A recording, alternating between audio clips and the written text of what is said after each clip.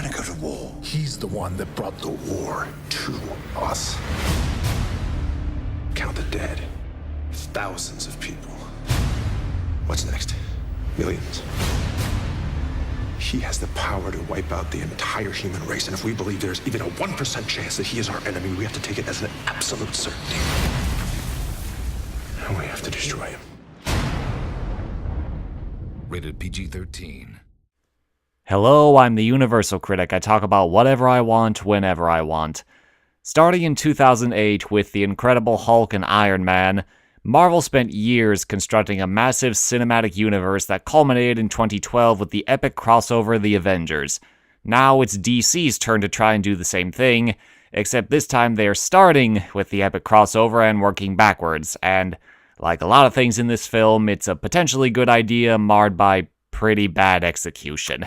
Set in the aftermath of Man of Steel, Batman vs. Superman is about the growing tension between Bruce Wayne, aka Batman, played by Ben Affleck, and Clark Kent, aka Superman, played by Henry Cavill.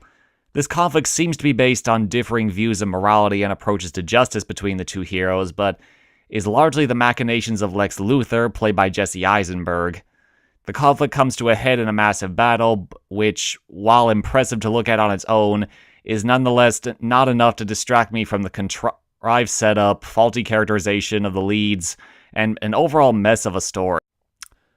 The basic premise of this film is phenomenal, but the manner in which it's executed here just feels really contrived to me. The movie tries to make some clever commentary about superheroes and the fine line between what makes a hero and what makes a villain, but it falls flat here because the conflict doesn't arise from the differences between Batman and Superman like it should. Instead, it's all because they were being manipulated by Luthor the whole time, and you can't really blur the line between hero and villain when you make it clear who's the hero and who's the villain. It just doesn't work that way. If you want to see this idea done right, check out the comic books The Dark Knight Returns or Superman Red Son. In both of these, the conflict isn't some supervillain's evil scheme, it's a legitimate conflict of interest that happens for a very good reason. As to the acting, I think the casting is, for the most part, solid, but the writing really isn't up to snuff. Affleck looks the part of Bruce Wayne, but he's written as some kind of delusional loose cannon who shows absolutely no sign of caring when he kills people. Yeah, remember how the whole point of the movie The Dark Knight was the moral debate about whether or not killing the Joker was the right thing to do? Yeah, that doesn't really come into play here, and that just really doesn't sit right with me. Henry Cavill does a decent job as Superman, but honestly, I've always found Superman to be the least interesting character in the DC universe. He's always been this big blue Boy Scout who always does the right thing, and frankly, it's very hard to make that interesting. They try to have him be a little edgier here, but it doesn't really work because, as I said before, he's never actually at fault for anything that happens, so any real darkness to the character isn't there. As for the supporting cast, it's a mixed bag. Amy Adams is a decent choice for Lois Lane, but she's never really given much to do. The same is sadly true also for Gal Gadot as Wonder Woman, as really the whole movie could have been told without her and almost nothing would have changed, save for the build-up to the Justice League movie, but even that didn't need to take up as much time as it did in the movie.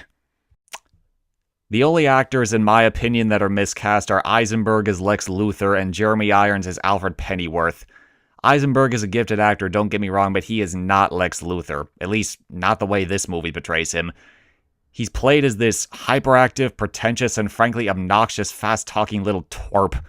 He comes off more like the Riddler than Luthor, and I don't mean the devious, manipulative Riddler, I mean the crazy, over-the-top Jim Carrey Riddler from Batman Forever.